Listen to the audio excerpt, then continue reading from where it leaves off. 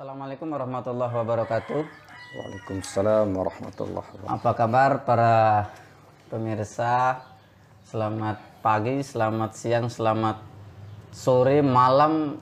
Ya pokoknya selamat semua ya. Selamat semua. Karena kita kan tidak tahu orang nanti nontonnya kapan. Nah, yang jelas kita mendoakan selamat. Ya, mendoakan selamat. Kemudian kita juga ngambil gambar atau kita ngonten ini pagi menjelang siang ya. Pagi menjelang siang. Alhamdulillah sekarang di Lingkar Ngaji Lesehan saya sekarang bertemu dengan founder langsung dari LNL, Lingkar Ngaji Lesehan. Ya. Gimana? Ya. Ternyata begini dia ya. Oke. Ya oke, di sini kita sedikit mau ikut berkomentar lah ya tentang permasalahan atau yang terjadi kemarin di Mandalika. Di Mandalika International Street Circuit. Ini adalah ajang balapan internasional pertama yang dilakukan atau yang diselenggarakan di Indonesia. Sehingga ya seperti yang kita ketahui viral. Bahkan penontonnya membludak. Itu mulai dari bandara sampai ke sirkuitnya macet total. Di map itu bahkan merah. Iya. Zona merah ya. Zona merah itu. Bukan, tapi zona merahnya bukan zona merah corona ya. Bukan Zona COVID. merahnya karena ya macet begitu.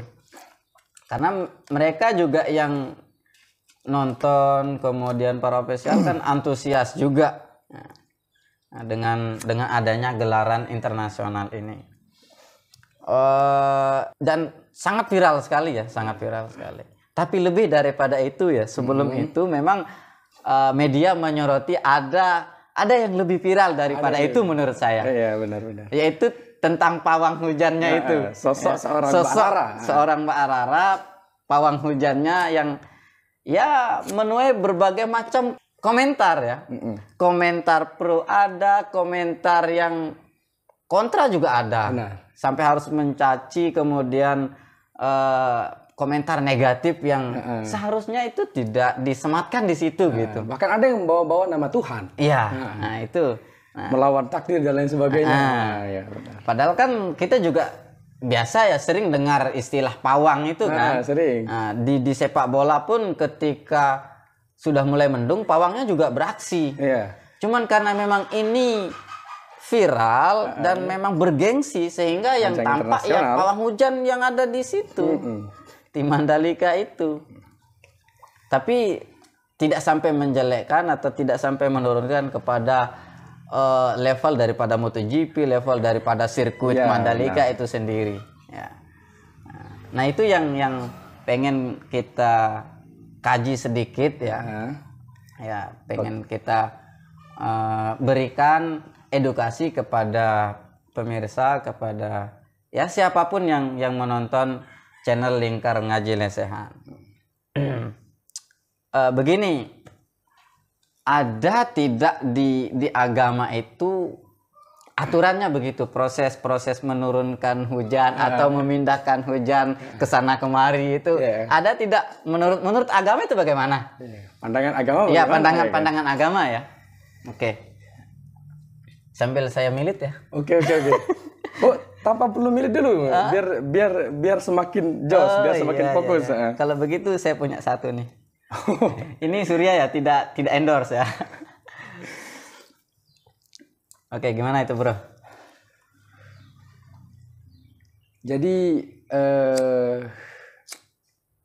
upaya manusia dalam hal menurunkan dan memindah hujan itu hanya pada taraf doa sebenarnya.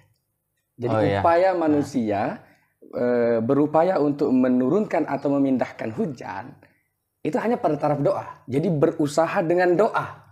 Ya, ikhtiar dengan doa. Oke.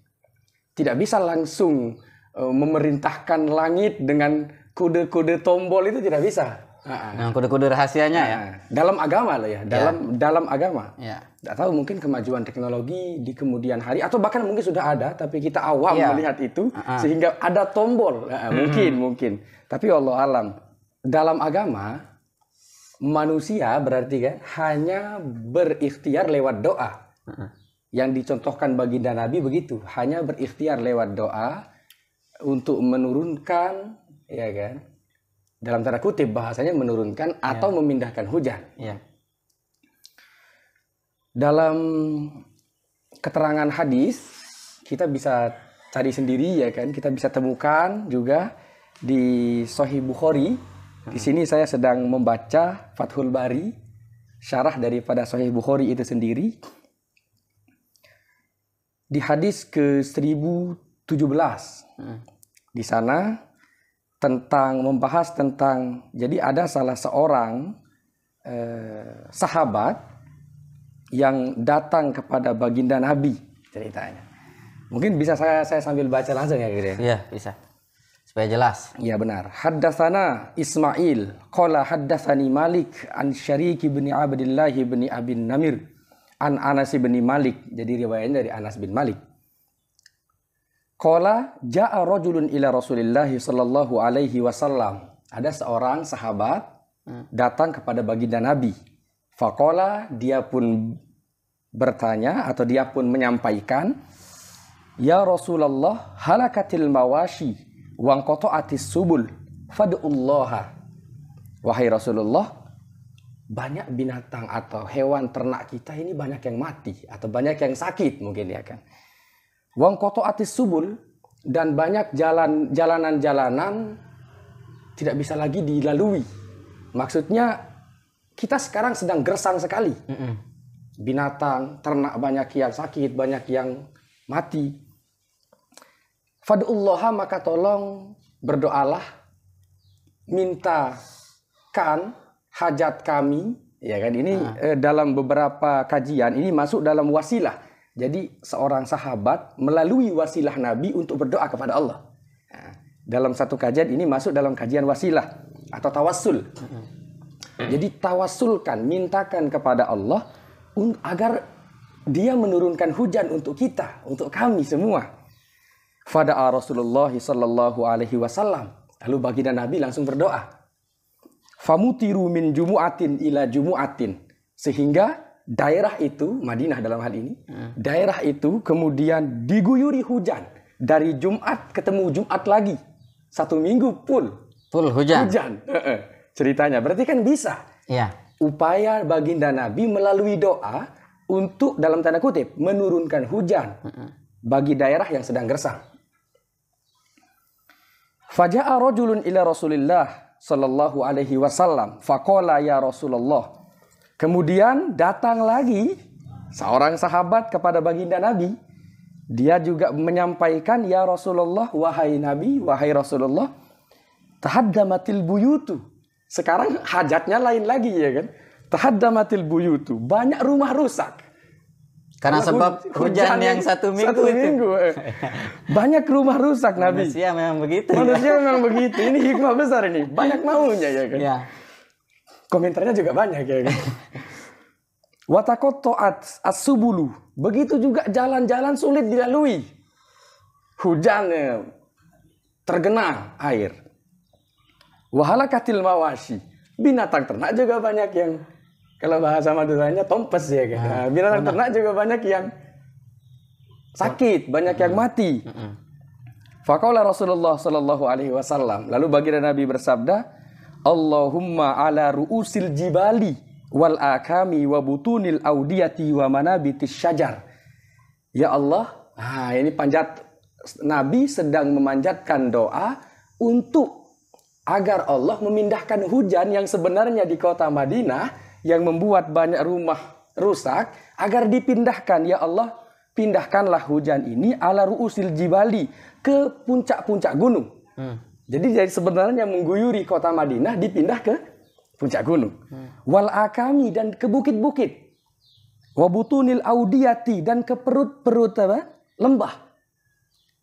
Wa manabitis syajari, dan di tempat-tempat pepohonan banyak tumbuh. Jadi kira-kira hutan lah begitu. Nah, dipindahkan dari sebenarnya ada di pusat kota, dipindah ke gunung, ke lembah, ke hutan dan lain sebagainya. Seketika juga fanjabat anil madinati injabat saubi, keterangannya di sini. Kemudian tampak kata rawi hadisnya, kemudian tampak awan itu terbelah. Awan terbelah dari kota Madinah. Yang sebenarnya menumpuk di kota Madinah, gelap. Sekarang awan itu terbelah injabat saubi, seperti baju disobek. Jadi dua. Ya, jadi karena memang itu berasal dari awan kan gitu. Benar. Artinya bisa ini kan. Dari sudut pandang bahwa baginda Nabi berdoa kepada Allah untuk menurunkan hujan, agar Allah menurunkan hujan, itu pernah ada. Dan agar Allah memindah hujan itu juga ada. Jadi ya dari hadis itu bisa kita pahami langsung ya. Jelas tidak ada masalah dengan hal itu ya. Ini terlepas dari bagaimana ikhtiar itu dilakukan ya. Kita tidak mau mengomentari siapa yang melakukan itu, kemudian bagaimana dia melakukannya, itu terlepas dari itu ya. Yang jelas benar. Kita pengen cari di agama itu ada tidak seperti itu. Coba kita baca satu lagi. Ini dalam hadis ke-1021, babud du'ai idza kasurul matar hawalaina wala alaina. Bab berdoa kalau hujan sedang deras-derasnya. Idza kasurul matar, sering hujan, deras lagi. Hawalaina wala alaina. Ini doanya ini. Dan kita nggak tahu apakah ini doa yang digunakan Mbak Rara ya kan. Tapi terlepas itu semua, semuanya memanjat kepada Tuhan ya kan. Semuanya meminta, bukan atas kuasa dirinya. Haddatsana Muhammad bin Abi Bakrin haddatsana Mu'tamir an Ubaidillah an Sabit an Anas qala kana Nabi sallallahu alaihi wasallam yakhutubu yauma jumu'atin. Jadi ceritanya di hadis ini, baginda Nabi sedang berkhutbah di hari Jumat. Faqaman nasu sohu. Lalu masyarakat di sana menyampaikan atau bergerutu mungkin gitu ya kan. Atau mereka bilang fasohu. Panas ini. Jadi panas itu. Kalau bahasa kita kan angkos ya. Angkos Jumat ya. Angkos Jumat sehingga proses sidang Jumat itu tidak berjalan kondusif ya, tidak nyaman. Jadi kok panas ya kan. Mungkin dulu nggak ada kipas, jelas. Ya jelas, bukan mungkin. Memang tidak ada. Benar. Faqalu, lalu para sahabat itu berkata, lalu para sahabat itu menyampaikan kepada Nabi, ya Rasulullah, wahai Rasulullah, kohatol matoru, hujan sekarang nggak ada yang turun, kondisi cuaca kering, panas ya kan. Wahmar roti syajar, pohon-pohon ini tampak merah, artinya kalau hujan pohon menghijau, kalau tidak hujan mereka menyebutnya tampak merah ya kan. Kering ya? Maksudnya. Wahalakatil bahaimu, banyak bahaim, binatang-binatang ternak juga sakit, banyak yang mati. Maka mereka meminta sama fadullah hayaskina. Tolong wahai Nabi, baginda Nabi, berdoalah kepada Allah. Ini tawassul juga ini kan. Agar Allah menyirami kita, menyirami kami semua di sini. Faqala lalu baginda Nabi bersabda, baginda Nabi berdoa, Allahumma skina marrataini. Baginda Nabi berdoa, Allahumma skina, ya Allah, siramilah kami dua kali. Waimullahi ma nara fis samai qaza'atan min sahabin fanasha'at sahabatun wa amtarat. Demi Allah ya kan. Kami tidak melihat sebelum itu, kami tidak melihat di langit satu gumpalan awan pun. Kata para sahabat, kami tidak melihat satu gumpalan awan pun di langit. Tapi setelah Nabi berdoa, fanasha'at sahabatun, mulai datang awan itu. Langsung gelap ya kan.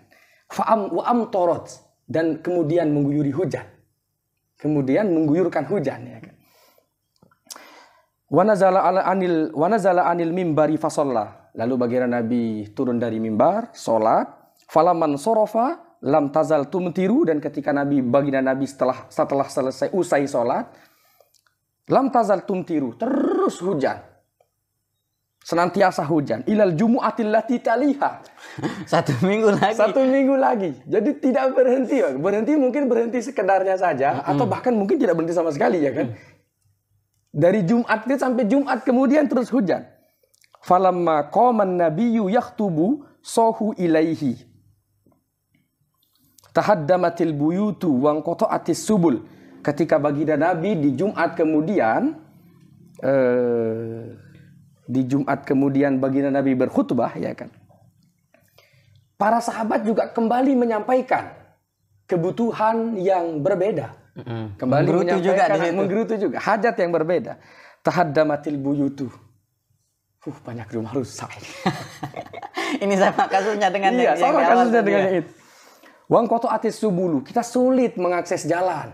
Semuanya tergenang air. Fad'ullaha, katanya lagi. Tolong mintakan kepada Allah, yahbisuha, menahan hujan itu. Menahan hujan itu anna dari kita. Ada tendik hujan doang, ya kan. Fatabassaman nabiyyu, lalu Nabi senyum saja, ya kan, dibalas senyum. Ini beginilah sabarnya Nabi. Saya tadi ketika mendengar itu, ya, saya tiba-tiba langsung di otak saya itu mencoba untuk mereka ulang, ya, adegan itu, ya, walaupun sebenarnya itu juga bukan begitu, ya. Bukan begitu, ya, termasuk dengan senyumnya Nabi tadi itu. Saya di pikiran saya begitu. Ya, untuk mempermudah memahami itu saja sih sebenarnya. Ini artinya kita sedang digambarkan juga sifat sabar dan hilm Nabi, ya kan, kasih sayang, kelembutan Nabi. Umatnya minta ini, ya dituruti selama dibutuhkan. Umatnya minta itu selama dibutuhkan juga dituruti.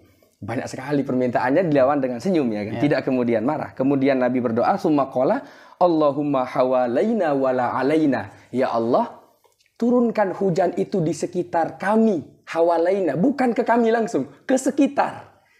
Wala alaina, dan jangan sampai ada hujan yang sampai mencelakakan kami, memudaratkan kami. Wala alaina. Fakushitotil madinatu faja'alat tumtiru haulaha. Kemudian sama kasusnya seperti tadi. Madinah kemudian tidak lagi penuh dengan mendung, ya kan, aman lagi, normal. Tumtiru haulaha. Hujan itu membasahi sekitar Madinah. Wala tumtiru bil madinati qatrotan, dan 1 tetes pun tidak ada yang membasahi Madinah. Wala tumtiru bil madinati qatrotan, setetes pun tidak ada yang membasahi Madinah. Langsung seketika itu pindah ke sekitarnya.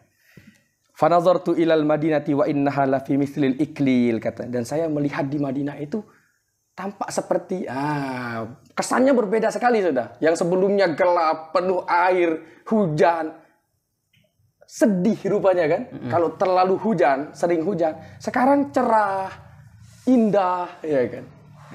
Kata para sahabat. Singkat kisah, singkat kajian, itu artinya dengan 2 hadis yang kita baca tadi, tidak salah berdoa untuk hujan dan tidak salah berdoa untuk memindahkan atau hujan. Menyetop hujan. Hujan. Tidak salah. Tapi yang berbeda dari ini semua, kajian tambahannya, kalau meminta hujan itu ada ritual khusus yang diberi agama, seperti sholat istisqa, memindahkan selendang ketika khutbah, ya kan, dan ritual-ritual lain, mungkin doa-doanya ada khusus bahkan, ya kan. Sementara di istisqa, proses untuk mencerahkan itu tidak ada ritual seperti sholat, tidak ada ritual seperti memindahkan selendang, tidak ada. Misalkan sekarang ketika saya meminta hujan, selendang saya pindah. Ketika mau memindah hujan, saya pindah. Itu tidak ada di sana. Nah, berarti sementara kasus yang terjadi kemarin itu proses istisqa, ya? Ya, bukan istisqa. Bukan. Ya. Proses istisqa di sana. Sehingga ya ritualnya seperti yang kita saksikan bersama. Dan kalau kita bertanya kembali, apakah kemudian di agama kan tidak ada ritual, ya kan, untuk istisqa ini. Nabi ya berdoa saja. Tidak ada ritual memindahkan selendang, tidak ada ritual sholat istisqa, ya kan. Buktinya di fikih kita tidak mengenal istisqa, yang ada istisqa. Bagaimana kemudian dengan ritual-ritual seperti yang kemarin? Ya kan? Bagaimana dengan ritual seperti yang kemarin? Di sini dijelaskan bahwa benar memang tidak ada ritual istisqa itu. Tapi keterangan di sini hanya tidak sunnah. Tidak sunnah. Hanya tidak sunnah. Artinya melakukan ritual lain, melakukan ritual selain dalam wujud sholat, ya kan? Selain dalam wujud, karena kalau dalam wujud sholat itu kembali kepada kaidah aslu fil ibadah at-tahrim. Selama tidak ada contoh dari Nabi, kita tidak boleh. Nah, berarti selain dari dengan peragaan sholat, ritual-ritual lain itu boleh. Hanya dalam agama bahasanya tidak sunnah. Tidak sunnah bukan berarti haram. Sebab tidak sunnahnya itu, sementara kan Nabi pernah melakukan itu. Nabi melakukannya dengan lafal doa. Kan, ya perkataan Nabi kemudian ketetapan Nabi kan begitu. Oh, kalau itu definisi berbeda sunnah yang untuk dilakukan dengan sunnah dalam makna as-sunnatu al-hadis. Kalau yang tadi qaulun Nabi, fi'lun Nabi, dan takrirun Nabi, itu sunnah dalam makna itu hadis, kajian hadis. Nah, bukan sunnah dalam beda konteks ya. Beda konteks. Bukan sunnah dalam tataran hukum, wajib sunnah bukan. Jadi pantas dikatakan tadi bahwa itu tidak sunnah. Cuman boleh. Artinya kita yang hidup di Nusantara ini, yang hidup di Indonesia dengan ragam budaya, ragam adat, ragam kepercayaan, ragam suku, menyikapi berbagai hal itu berbeda-beda memang. Iya. Karena kita, ya namanya orang kan tidak bisa satu persepsi kan. Tidak bisa. Budaya Sasak beda ya kan ritualnya. Mungkin di Papua beda ritualnya. Di Bali mungkin berbeda. Ya. Artinya ragam budaya itu sah-sah saja. Ragam budaya itu sah-sah saja disampaikan begitu. Setiap mereka berada pada titik di mana mereka meminta pada satu energi besar yang kita sebut Tuhan. Intinya itu, kita meminta bukan dengan upaya, bukan atas kuasa kita begitu. Tapi karena doa tadi itu. Tapi karena doa, ya. Dan ya masing-masing keyakinan. Ya beda juga doanya kan. Beda juga doanya. Nggak harus berbahasa Arab loh ya. Intinya mungkin sama. Bahwa dia pengen dipindahkan hujannya. Cuman bahasanya yang beda. Artinya gini, jadi seandainya kan tidak ada masalah tidak secara. Ada masalah. Ya kalau kita lihat kan seperti itu tidak jadi masalah. Tidak untuk dibentur-benturkan lafal-lafal doa ataupun lafal-lafal mantra misalkan, bahasakan begitu ya, yang disampaikan Mbak Rara kemarin, tidak untuk dibenturkan dengan mengatasnamakan Tuhan, mengatasnamakan sesat, tidak dibenturkan dengan itu. Ya karena tidak cocok. Karena kalau seandainya semua doa harus berbahasa Arab, lalu siapa yang mendengar doa orang Sasak ya kan? Iya. Siapa yang mendengar doa orang Madura? Iya. Kata lain dari mantra itu juga doa kan? Mantra ini doa tapi dengan bahasa kita ya kan? Yang itu diyakini bisa turun temurun lagi. Dari para pendakwah kita dahulu diturunkan kepada pribumi, terus kepada kakek nenek kita sampai kepada saat ini. Mobil khusus Mbak Rara misalkan, dia punya itu. Jadi misalnya. Jadi nanti di thumbnailnya apa salah Mbak Rara? Apa salah Mbak Rara? Jadi kira-kira begini, pesan toleransinya itu guys ya. Mari kita lebih cerdas dalam bermedia. Mari kita lebih cerdas dalam bermedia dari sudut pandang toleransi begitu. Kita lebih toleran lah bermedia ini. Ya. Sepertinya saya melihat ya, sepertinya teman-teman yang berkomentar itu seperti tidak punya salah. Padahal dia berkomentar tajam. Iya. Seperti tidak punya salah sama sekali. Sekarang sampai dia berkomentar. Harus melecehkan. Sekarang berkomentar. Sekarang mencaci maki. Sekarang dia menghujat. Ya, setelah dia menghujat, dia kupas mangga. Jadi seperti tidak punya salah gitu kan. Padahal kalau misalkan kita mau lihat mereka netizen yang berkomentar itu ya. Entah itu netizen yang memang ada di sana. Ataupun yang tidak nonton langsung. saya yakin rata-rata mereka pengen supaya tidak ada hujan di situ ketika gelaran itu terjadi. Benar. Artinya kita punya harapan yang sama. Harapan yang sama, doa yang sama. Cuman karena yang nampak itu adalah Mbak Rara yang itu ditugaskan sebagai pawang hujan, maka ya ramai orang berkomentar di situ. Budaya bermedia kita belum benar-benar dewasa ya kan. Sekarang berkomentar seperti yang kita sampaikan tadi. Sekarang dia berkomentar. Setelah berkomentar walaupun ini tajam, hujatan. Setelah dia berkomentar, dia kupas mangga. Dia makan, dia ngopi, dia ngerokok. Biasa aja begitu kan. Padahal kalau kita lihat satu kaidah, misalkan satu kaidah kehidupan, satu kaidah fikih, Alkitab kal khitab katanya kan. Tampaknya Anda kesulitan itu. Memang begini ya kalau tanpa merek begini. Begini ya kan. Ya. Kalau kita lihat satu kaidah kehidupan, satu kaidah fikih, di sana ada bahasa Alkitab kal khitab, Gus. Tulisan itu ya tidak ada bedanya dengan ucapan. Jadi kira-kira begini. Ada tidak perbedaan atau apa kira-kira yang akan terjadi bila semua teman-teman yang berkomentar lewat media sosial, lewat handphone mereka, lewat gadget mereka misalkan, sekarang tepat berada di hadapan Mbak Rara. Apakah dia leluasa seperti dia berkomentar di sini? Ada Mbak Rara di depan. Kemudian saya atau si A yang tadi menyatakan, "Oh dasar ini, oh dasar itu sesat, oh ini itu," misalkan. Ketika di hadapan Mbak Rara, bisa nggak dia ucapkan itu? Saya rasa tidak. Artinya dia akan lebih terjaga dari mengucapkan itu. Itu bukti bahwa kita kurang cerdas bermedia. Kita menganggap media tidak serius. Tempat santai, tempat main, tempat ketawa. Seolah-olah sehingga ketika seperti istilah lempar batu sembunyi tangan itu ya. Dia santai saja begitu. Padahal porsinya sama loh. Menyampaikan langsung Alkitab kal khitab. Tulisan sama. Menyampaikan langsung. Seandainya tidak ada bedanya.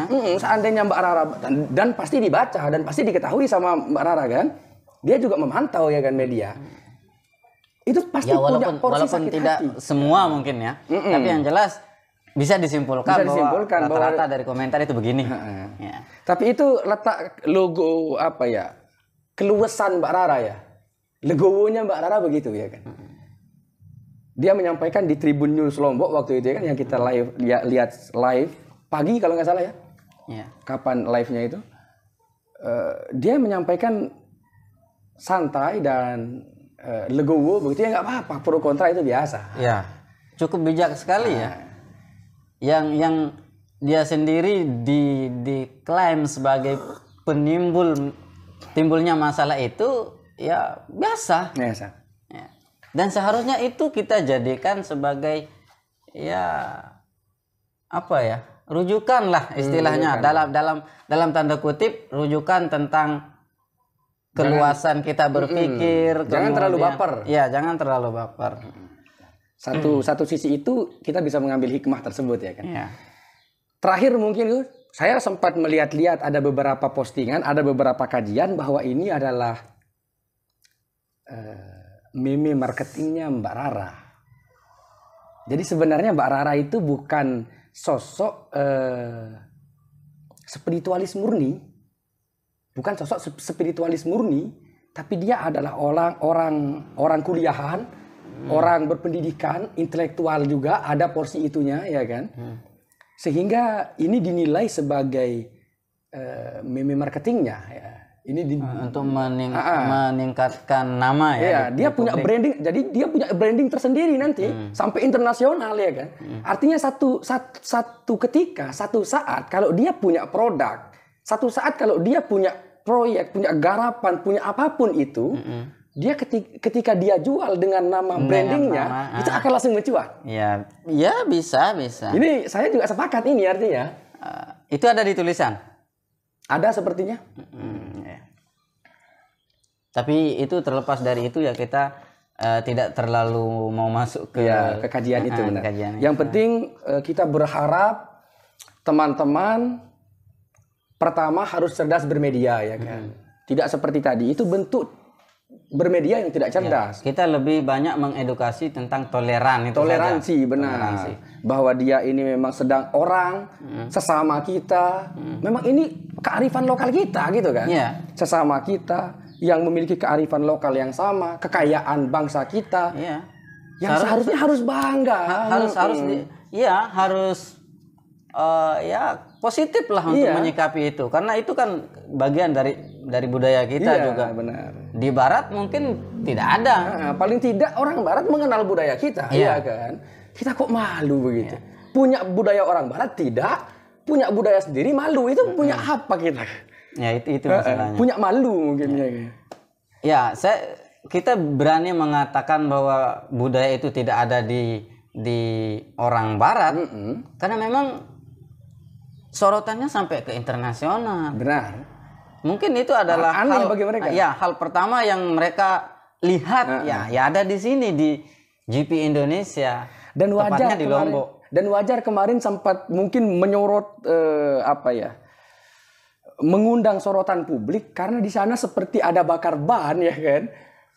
Jadi kepulannya lumayan mungkin sehingga ini apa begitu. Itu cukup keren lah. Kita di Jawa di Situbondo juga biasa lah ya. Mohon maaf ya. Kita sebutkan namanya ibunya Isa itu kan biasa. Ibunda bakar apa namanya tuh? Bakar menyan dengan garam. Dengan garam. Biasa. Artinya di dunia pesantren juga mengenal pawang hujan.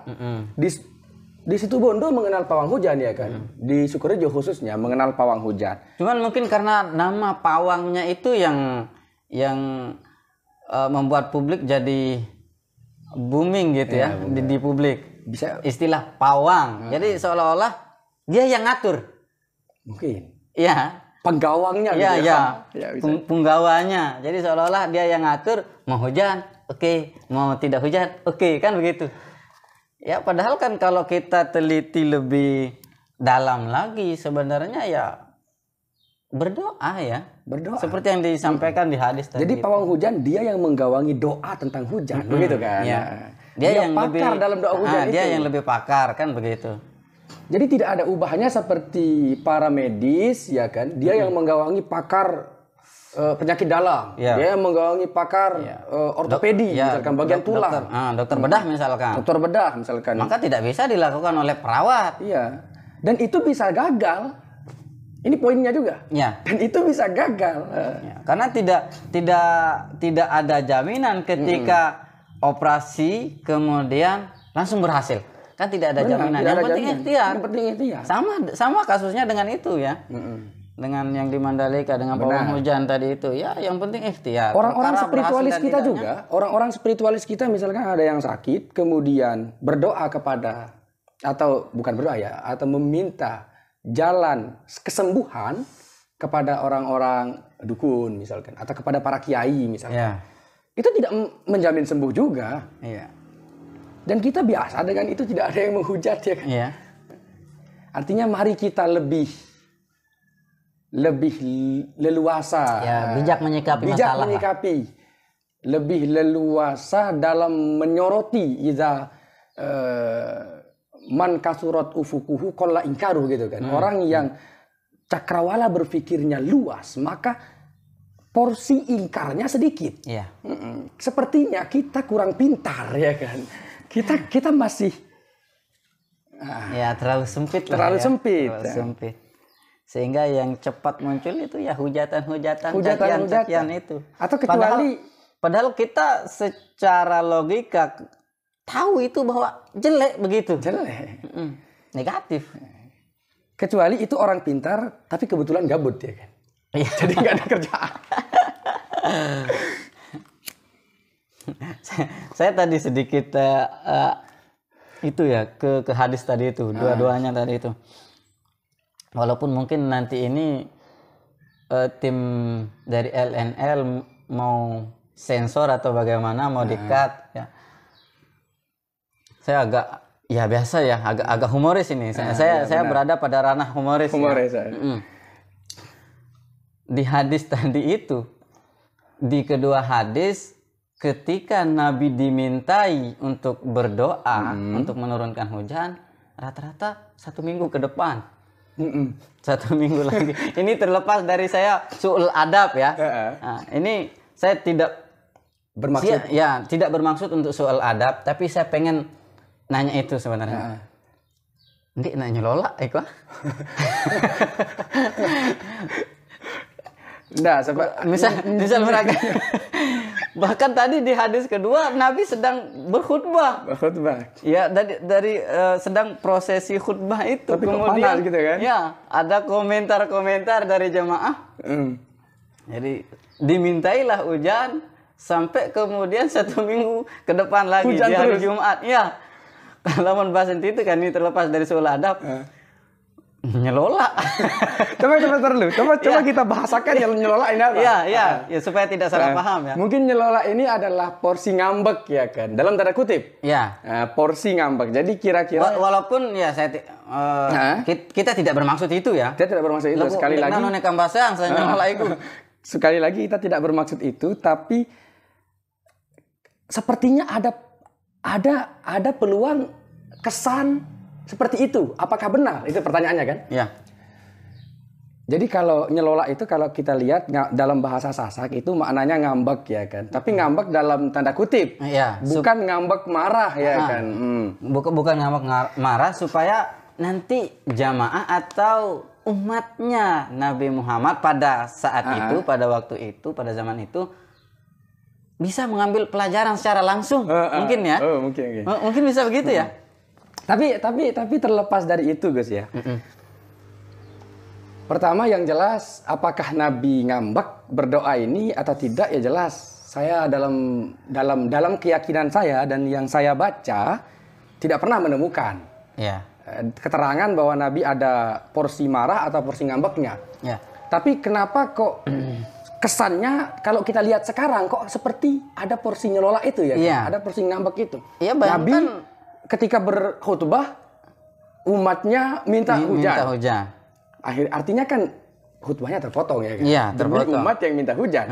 Akhirnya ketika didoakan hujannya sekalian seminggu sekalian. 1 minggu. Sama dengan hadis yang di awal 1 minggu juga.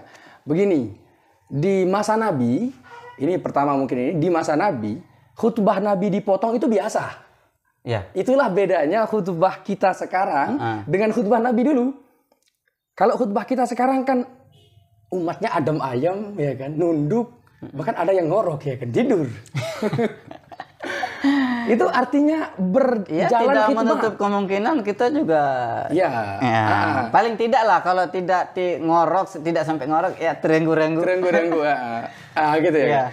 Artinya berbeda prosesi khidmatnya, cara khidmat atau prosesi khidmat umat sekarang dan umat zaman Nabi beda. Para sahabat beda. Kalau mereka khidmatnya itu bisa bertanya. Memang banyak kasus-kasus di hadis-hadis, cerita-cerita ketika Nabi berkhutbah ada yang acung tangan langsung bertanya. Ketika Nabi berkhutbah ada yang langsung berdiri bertanya. Banyak kisah-kisah seperti itu. Artinya dulu di masa Nabi khutbah terpotong itu biasa. Dan langsung disambut oleh Nabi dalam rangkaian khutbahnya menjadi rangkaian khutbah. Artinya kalau kita melihat apakah Nabi ngambek, enggak. Tapi justru disinilah bukti mustajabnya doa baginda Nabi Sallallahu Alaihi Wasallam. Sekali berdoa 1 minggu, itu pun 1 minggu berhenti karena didoakan agar dipindah. Seandainya begitu kira-kira ini. Bukti mustajab doa baginda Nabi, seandainya tidak berdoa untuk dipindah, terus akan hujan, begitu. Jadi porsi untuk melihat ngambek tidak ada. Justru di sana ada porsi positif sekali bahwa Nabi tetap menjalankan khutbahnya dengan khidmat, ya kan, dengan cara yang ada di sana. Kemudian sistem mustajab doa baginda Nabi SAW. Mungkin kita bisa akhiri dengan kafaratul majlis ya kan. Siapa tahu ada kosakata yang tidak ini terlepas dari kita mau pro atau kontra terhadap Mbak Rara ya. Benar. Tapi yang jelas kita mencoba untuk di tengah-tengah saja lah. Tawassut ya. Tawassut. Subhanakallahumma bihamdik asyhadu an la ilaha illa anta astaghfiruka wa atubu ilaik. Sallallahu alaihi wasallam Muhammad wa ala alihi wasallam. Alhamdulillahirabbil alamin. Wassalamualaikum warahmatullahi wabarakatuh.